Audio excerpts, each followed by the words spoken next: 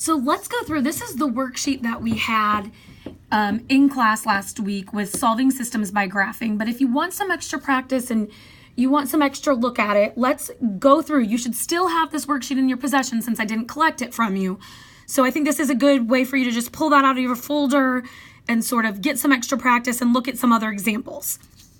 So we did number 1 together in class. So let's look at number 2. Okay, so if we're going to solve this by graphing, remember we have 2 equations happening up here, but we want to look at them individually. So let's just focus on one at a time. So if we start with this top one, x equals -5. This is one of those equations that I've told you should probably just take time to memorize, that an x equals line is a vertical line.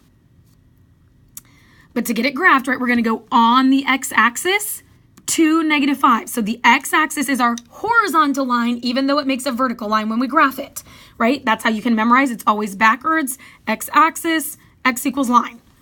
Y-axis, y equals line. Okay, so we're going to go on the x-axis to -5. Okay, and then this should be a vertical line. Remember we said with vertical and horizontal lines, since it is right on top of the line that's already there for us, we don't need to make every single point since that perfect line is already there. Okay, then we're going to go to the second equation. So we have y equals x minus 3, which would be the same thing as y equals 1x minus 3. So we know that our m equals 1 and that our b equals -3. Okay, so if we're going to do this, we're going to start at -3. Then our slope we're going to do as a fraction, so we're going to do up 1 over 1. Now, if I keep going up 1 to the right 1, that's not getting me any closer to finding an intersection point. So let's start moving back the other way so that we can move towards the line we already have. Okay, and then right here at this point, right, we're on top of the other line. That's our intersection point, which is the solution. That's what we want. So we are going to name this ordered pair. When we name an ordered pair, we count our x, comma, our y. So this is -1, -2, -3, -4, -5, -1, -2, -3, -4, -5, -6, -7, -8. So this is -5, comma, -8. Okay, so let's take a look at number 4. I'm just going to kind of do some variety here of getting some different potential problems. Okay, so our first equation, y equals x plus 4. Okay, so this has y equals 1x plus 4. So we're going to start at 4. And then again, we're thinking of our slope as a fraction. So if we know our m is 1, we're going to think of that as 1 over 1. So we're going to go up 1, right? Up is positive, and then right 1 because the right is positive. So we're going to make points, right? We're going to make as many points as we need to get across our graph. It might take us a little bit more time, but it's going to keep us from making a mistake and make sure we're getting those nice, neat points. Okay, so there's our first line. Then we're going to look at our second line, y equals 2x plus 5. So this says we want to start at 5. 1, 2, 3, 4, 5.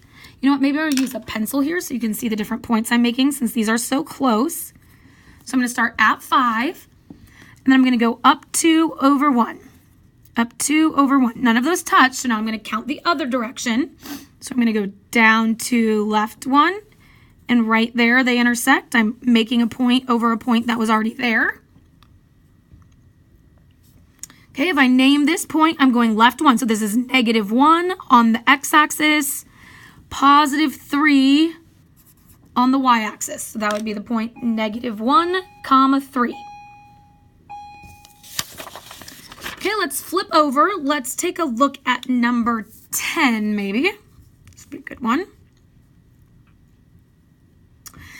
If we look at 10, these aren't solved for y. And while we could try and cover up and do some things with standard form. Again, just for the sake of getting nice, neat line with all of the nice points and a consistent format that always works, we said we would solve these for y.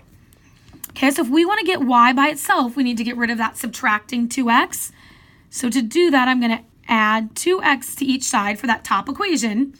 And that's going to give me a new equation that says y equals 2x plus 1. Okay, so my m is 2. M is always what's in front of x. My b is positive 1. So I'm going to start at positive 1. And then I'm going to go up 2 over 1. Up 2 over 1, right? I'm going to repeat this process, get all of the points.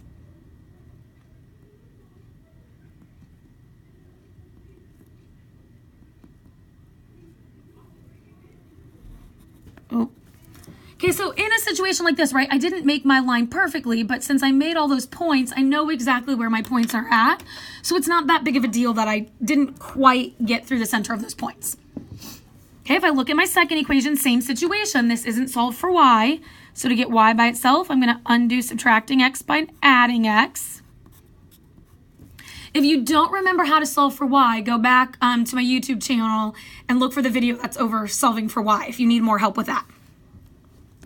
Okay, so we're going to start at negative 1. And then we're going to go up 1 over 1, right? There's really a 1 sitting here, so up 1 over 1. Right, no matter how far I go this way, I'm actually getting further from the line. So let's go back the other direction. Oh, and right there is my intersection point. This is the point -2, -3.